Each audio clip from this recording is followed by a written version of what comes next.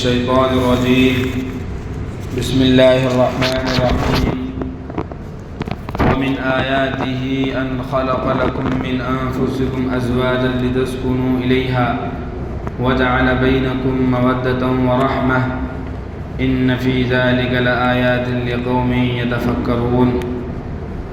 وقال الله تعالى وَلَقَدْ أَرْسَلْنَا رُسُلًا مِّن قَبْلِكَ أَزْوَاجًا وَذُرِّيَّةً. وقال النبي صلى الله عليه وسلم من تزوج فقد استكمل نصف الإيمان فليتق الله في النصف الباقي أو كما قال النبي صلى الله عليه وسلم. معزز المحترم سامعین کرام، عزیزان ملت، اللہ رب العالمین نے انسان کو اپنی مرضی کے مطابق چلنے کا پابند بنایا ہے، اور اللہ نے شریعت عطا فرمائی ہے جو ہم سب کے لیے ایک نعمت ہے۔ یہ شریعت ایک ایسی چیز ہے کہ اس کے دائرے میں رہ کر جو کام کیا جائے وہ سب دین ہے، چاہے وہ عبادات سے متعلق ہو یا ہماری ذاتی زندگی سے متعلق ہو۔ یعنی جب بندہ شریعت کے مطابق کوئی کام کرتا ہے تو وہ کوئی بھی کام ہو وہ دین ہو جاتا ہے۔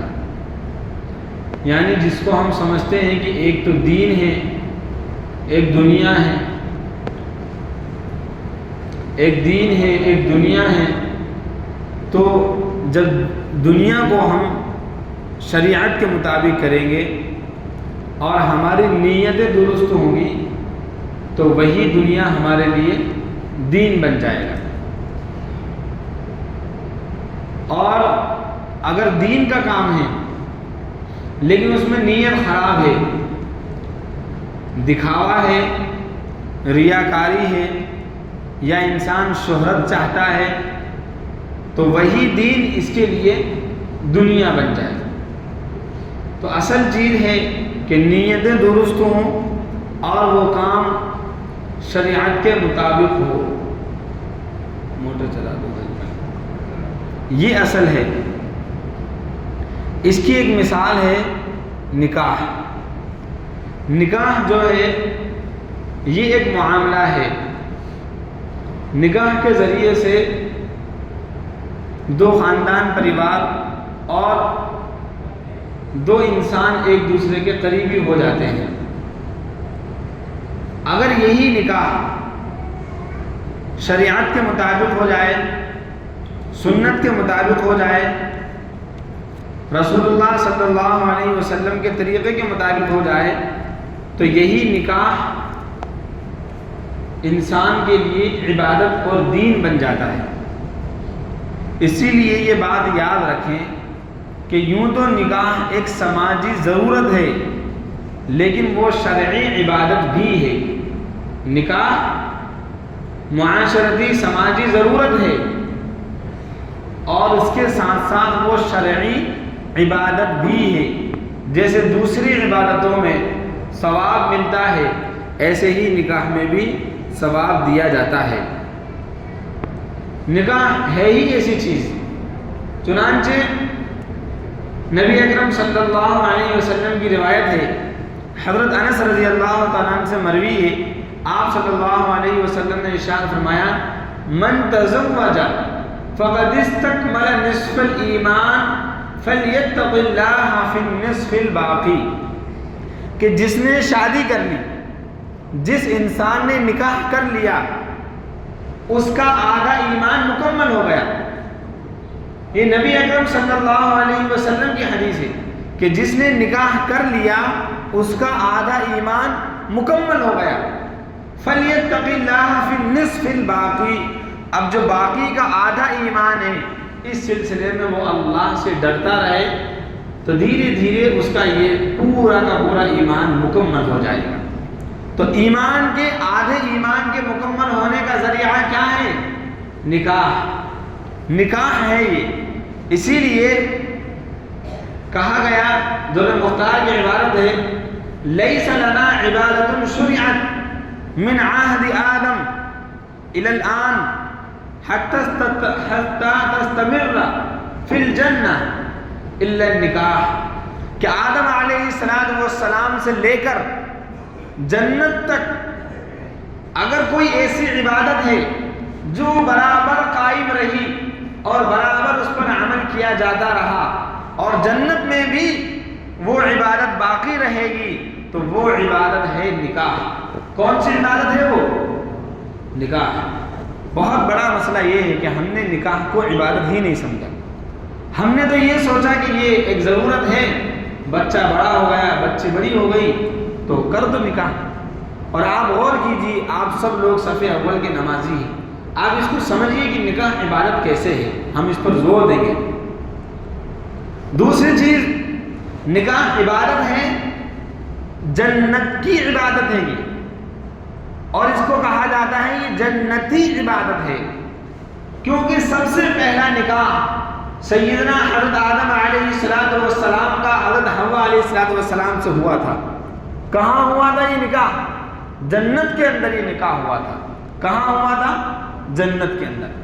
اس کے بعد اکثر انبیاء کرام نے نکاح کیا۔ وَلَقَدْ أَرْسَلْنَا رُسُلًا مِّن قَبْلِكَ أَزْوَاجًا وَذُرِّيَّةً، کہ ہم نے آپ سے پہلے بہت سے رسول بھیجے جن کا نکاح بھی ہوا، ان کے بیوی بچے بھی تھے، ان کے خاندان بھی تھے۔ اب یہی نکاح آگے بڑھا اور جناب محمد رسول اللہ صلی اللہ علیہ وسلم تک باقی رہا۔ آپ صلی اللہ علیہ وسلم نے اپنی زندگی میں متعدد نکاح فرمائے، صحابہ کرام نے نکاح کیے، اور اس کے بعد یہ نکاح کی سنت باقی ہے، آج تک بھی یہ جاری ہے اور قیامت تک جاری رہے گی۔ اور جب سب انسان مر جائیں گے، ختم ہو جائیں گے، پھر قیامت آ جائے گی، قیامت کے بعد جب ایمان والے جنت میں چلے جائیں گے تو جنت کے اندر بھی اللہ تعالی جنتیوں کا نکاح کرائیں گے۔ وہاں پر کس سے نکاح ہوگا؟ وہاں حوروں سے نکاح ہوگا۔ وَزَوَّجْنَاهُمْ بِحُورٍ عِينٍ، ہم ان مومنین کا نکاح فرما دیں گے حوروں سے، حوروں کے ساتھ ان کا نکاح ہوگا۔ تو یہاں اتنی بات سمجھ لیجئے کہ نکاح کو جنتی سنت کہا گیا ہے، کیونکہ جنت سے شروع ہوتی ہے اور جنت تک یہ سنت باقی رہنے والی ہے۔ دوسری بات، جنتیوں کی سنت ہے۔ کس کی سنت ہے؟ جنتیوں کی۔ انبیاء کرام نے نکاح کیا، سب جنتی۔ اور جو انسان نکاح کر لیتا ہے اور دونوں میاں بیوی شریعت کے تقاضوں کے مطابق، احکام کے مطابق زندگی گزارتے ہیں، اللہ تعالی ان کو دونوں کو جوڑے کے ساتھ جنت میں داخلہ عطا فرمائیں گے۔ چنانچہ 25ویں پارے میں اللہ تعالی نے آیت نمبر 68 اور 69 اور 70 میں یہ بات ارشاد فرمائی، یا عباد لا خوف علیکم اليوم ولا انتم تحزنون، اے میرے نیک بندوں، آج کے دن تم پر کوئی غم اور کوئی افسوس نہیں ہے۔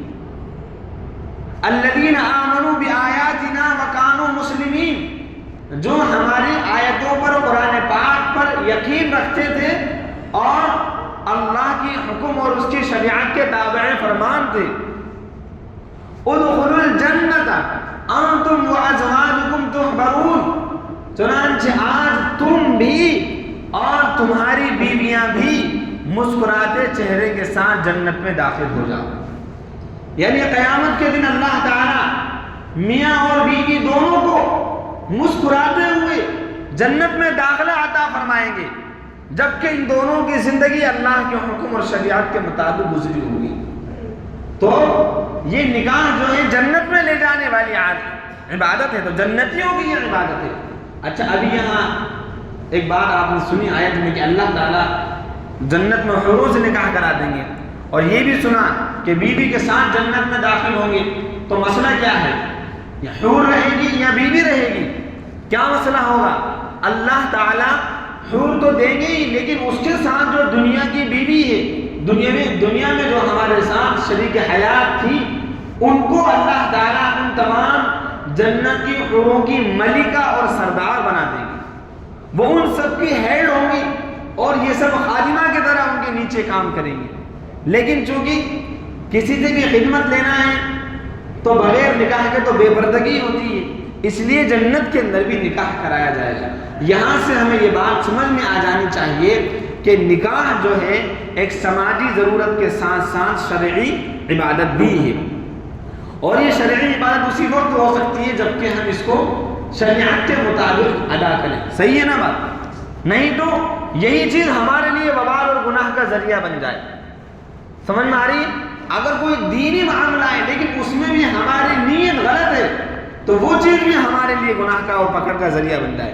کوئی انسان نماز ہی پڑھ رہا ہے لیکن اس کی نیت یہ ہے کہ لوگ مجھے نمازی کہیں گے. کوئی انسان حج کر رہا ہے، اس کی نیت یہ ہے کہ لوگ مجھے حاجی کہیں گے اور مجھے مالدار کہیں گے اور میری عزت کریں گے اور میں بڑا آدمی بن جاؤں گا. تو بتائیے اس حج پر اس کو ثواب ملے گا یا گناہ ملے گا؟ یہ اس کی پکڑ کا ذریعہ بن جائے گا. تو اگر دین کو بھی صحیح نیت سے نہیں کیا تو کوئی ثواب نہیں ملے گا، اور اگر دنیا کو بھی شریعت کے مطابق کر لیا تو وہ بھی دین بن جائے گا اور عبادت بن جائے گا.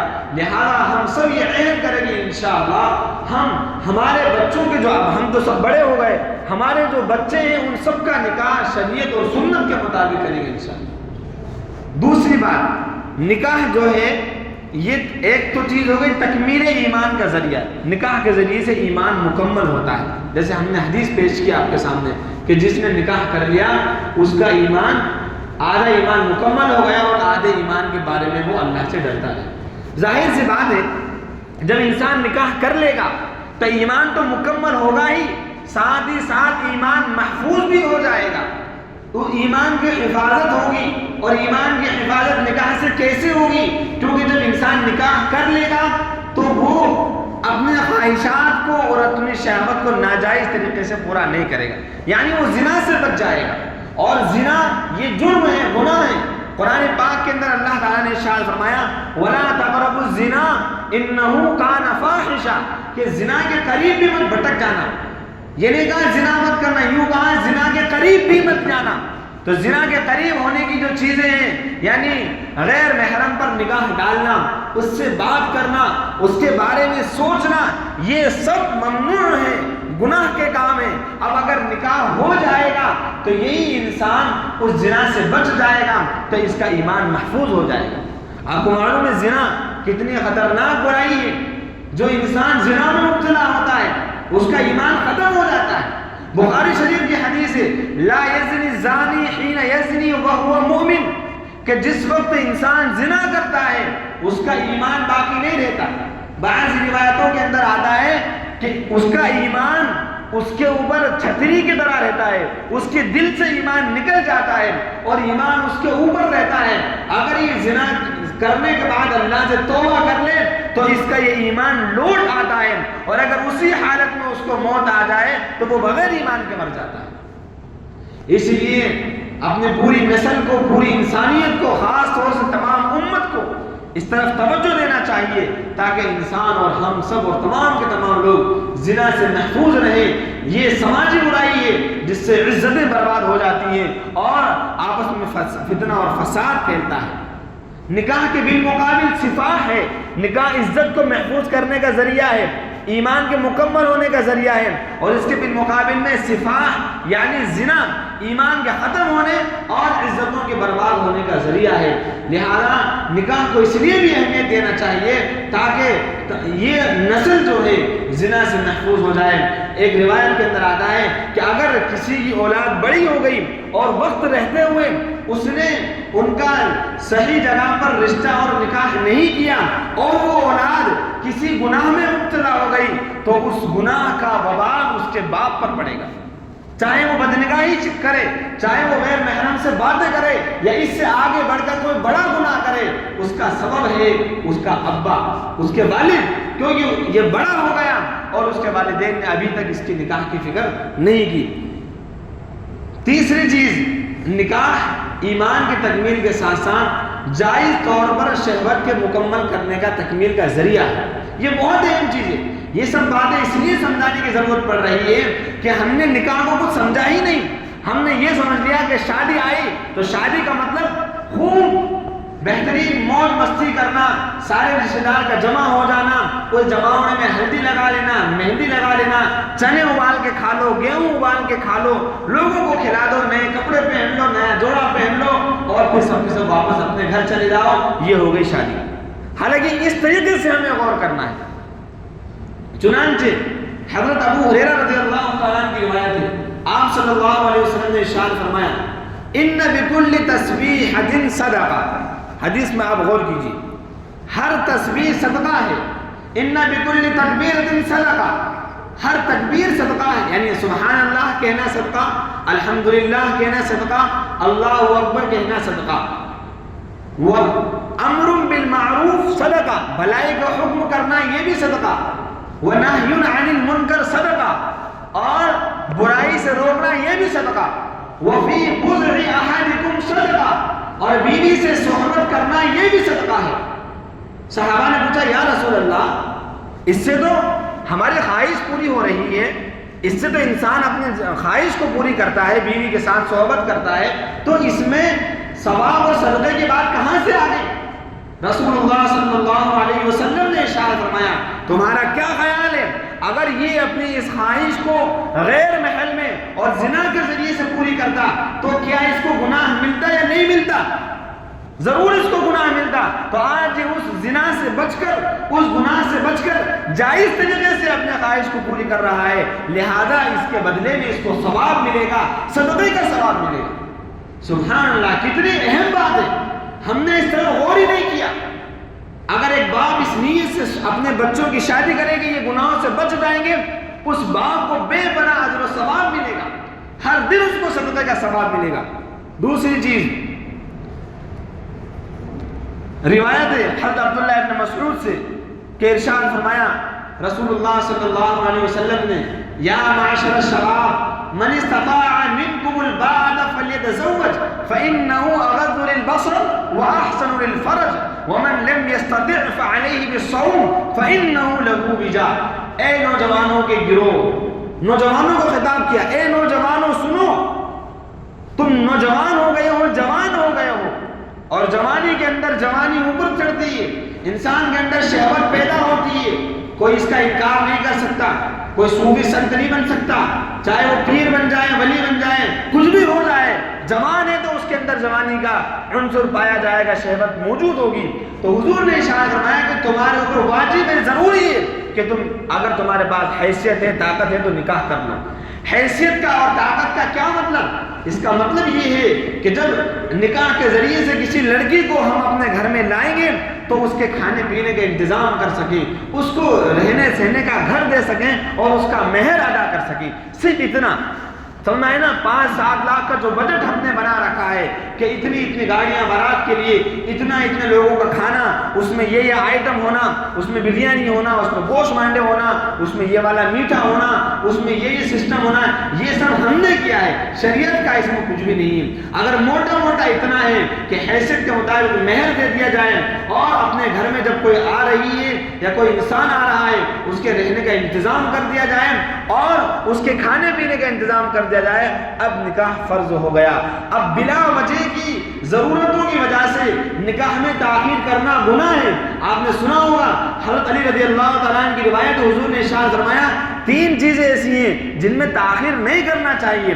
الصلاۃ اذا اتت، نماز جب اس کا وقت ہو جائے فوراً کیا کرنا چاہیے؟ نماز کو ادا کر لینا چاہیے۔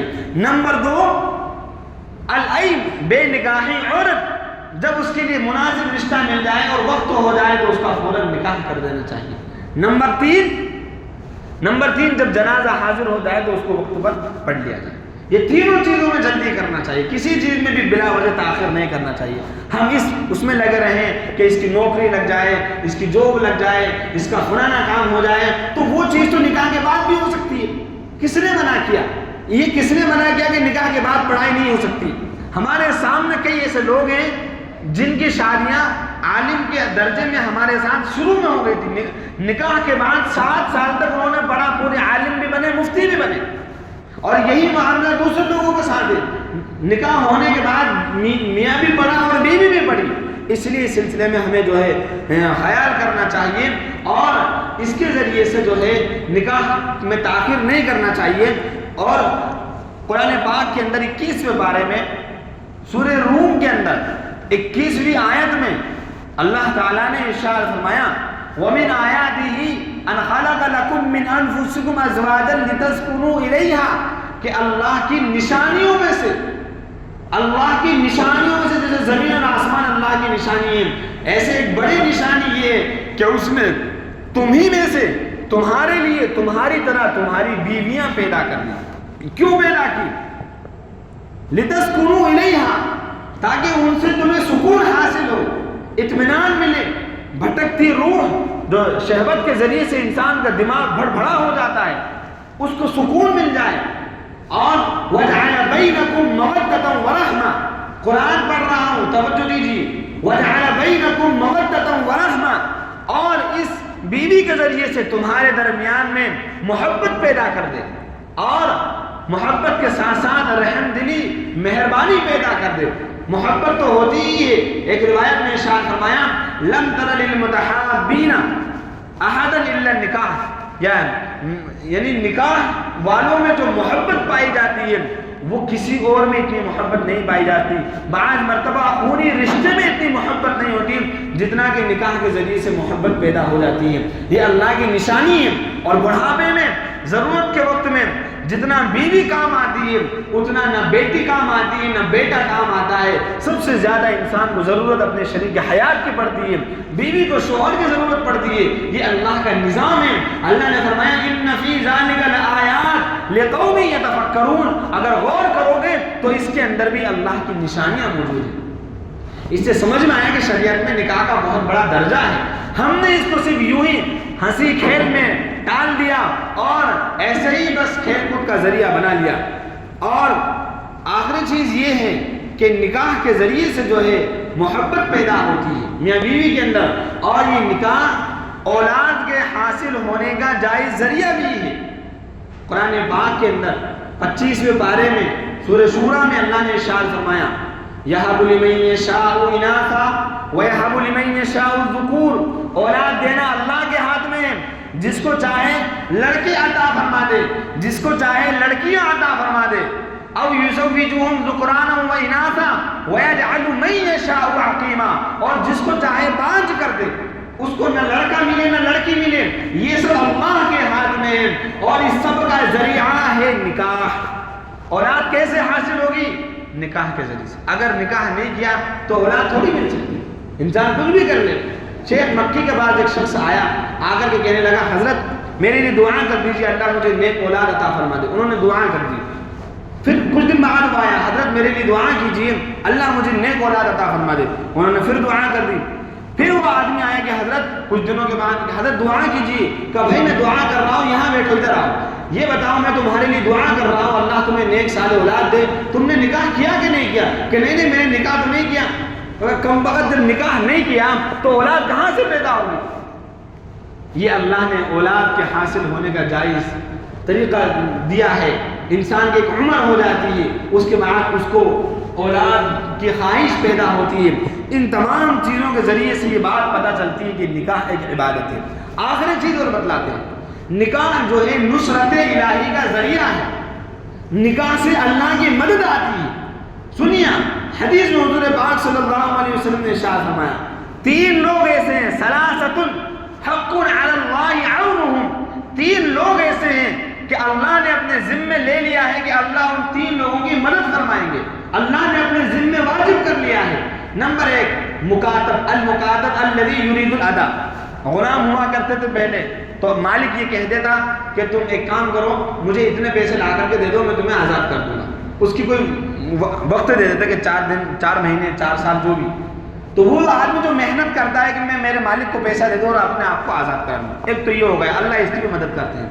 اور دوسرا ہے الناکح الذی یرید العفاف، وہ نکاح کرنے والا انسان جو عفت اور پاک دامنی کے ارادے سے نکاح کرتا ہو۔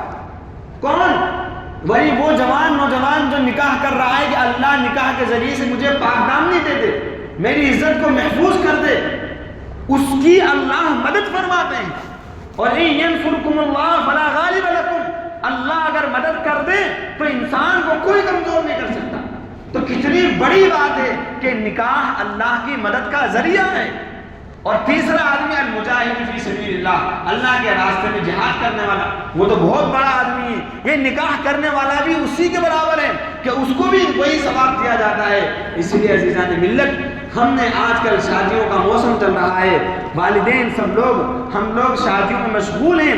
اس موقع پر ہمیں شریعت کے اس پہلو پر غور کرنا چاہیے۔ انتخاب میں بھی اس بات کا خیال رکھیں کہ یہ نکاح آگے تک باقی رہے، دراڑ پیدا نہ ہو۔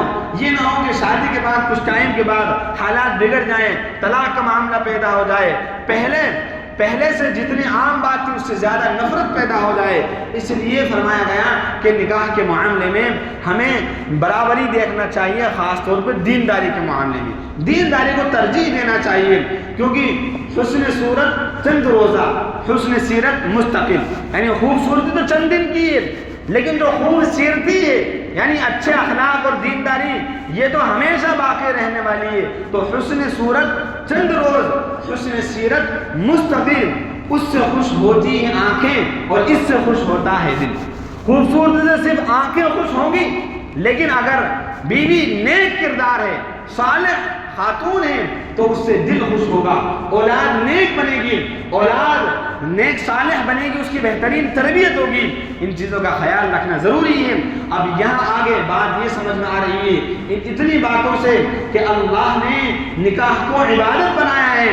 آج شادیوں کا موسم چل رہا ہے، ہمارا حال یہ ہو گیا ہے، ہم سب اس میں شامل ہیں، کوئی الگ نہیں ہے، کہ ہم نے اس کو ایک بہت بڑا طائفہ بنا دیا، ایک بہت بڑا کھیل بنا دیا کہ جب تک اتنے لوگ اکٹھے نہ ہوں نکاح نہیں ہوگا، جب تک اتنے انتظامات نہ ہوں نکاح نہ ہوگا۔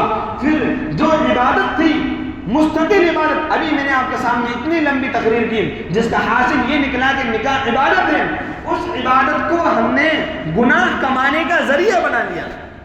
کیا ذریعہ بنا لیا؟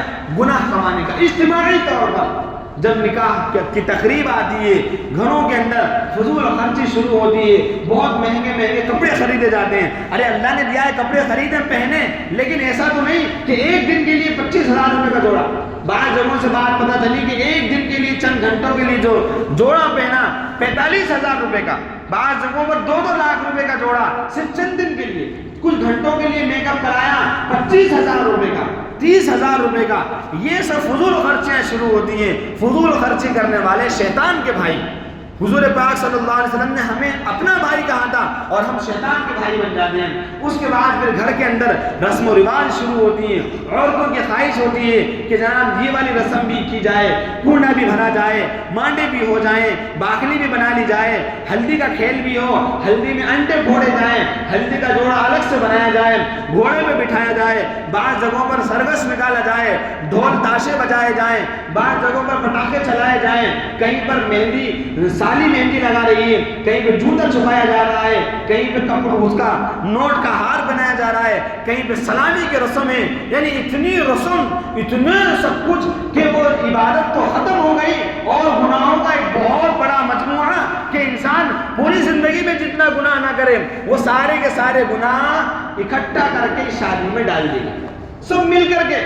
پھر دوسری بات، لڑکے لڑکیاں ملتے ہیں، کوئی پردہ نہیں ہوتا، خالہ کی لڑکی ہے، یہ چچا کا لڑکا ہے، ماموں کی لڑکی ہے، پھپھو کا لڑکا ہے، ایک ساتھ شادی بیاہ کے اندر رسم و رواج ادا کر رہے ہیں، حالانکہ ان دونوں کے اندر پردہ ہے، یہ غیر محرم ہے، یہیں سے حالات شروع ہوتے ہیں اور بے پردگی شروع ہو جاتی ہے۔ اور آج تو اس معاملے میں ہم لوگ غیروں کے اتنے قریب ہو گئے کہ ہم نے نبی کا طریقہ چھوڑ کر پورے کے پورے ہم غیر مسلموں کے طریقے پر آ گئے۔ ہماری شادیوں میں بینڈ بازی عام ہو گئے، پٹاخے چلنے لگے، ہماری شادیوں کے اندر یہ اتنے بری بری چیزیں جو اللہ کے عذاب کو دعوت دینے والی ہیں، جن سے آندھیاں چلتی ہیں، جن سے زمینوں میں دھسا دیا جاتا ہے، وہ ناچ گانے ہماری شادیوں میں ہو رہے ہیں۔ اس لیے خدا کے لیے ان تمام برائیوں سے اپنے آپ کو بچائیں، نکاح کو، شادی کو آسان بنائیں تاکہ وقت پر بچوں کا نکاح ہو جائے اور یہ زنا سے بچ سکیں، یہ بے حیائی سے بچ سکیں۔